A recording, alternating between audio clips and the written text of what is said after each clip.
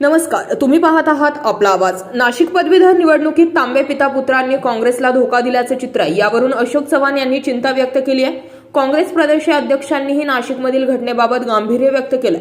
काही उमेदवारांनी आधीच इच्छा व्यक्त केली असती तर तिकीट देत असतानाच हा विषय टाळता आला असता, मात्र त्यावेळेला ते घडलं नाही।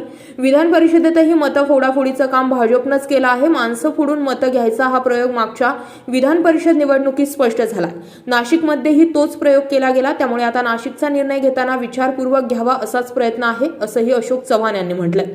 नाशिकच्या निवडणुकीत कुणाला पाठिंबा द्यायचा यासाठी उद्धव ठाकरे यांच्याशी चर्चा होणार आहे। शिवसेनेने एका जागेची मागणी केली होती, त्यानुसार नाशिकच्या जागेवर त्यांनी क्लेम केला आहे, त्यामुळे अंतिम निर्णय घेताना त्यांनाही विश्वासात घेणार आहोत। महाविकास आघाडी म्हणूनच हा निर्णय जाहीर केला जाईल। एकूणच नाशिक आणि नागपूर पदवीधर मतदारसंघात महाविकास आघाडीचा पाठिंबा नेमकं कुणाला असेल यावरून सध्या तरी गोंधळाची स्थिती पाहायला मिळते। माणसं फोडून मतं घेणं हीच भाजपची रणनीती राहिलेली आहे। मागील विधान परिषद निवडणुकांवेळी ती जास्त स्पष्ट दिसून आली। आता नाशिक पदवीधर मतदारसंघांच्या निवडणुकीतही तेच दिसून येत असल्याचं देखील अशोक चव्हाण यांनी म्हटलंय।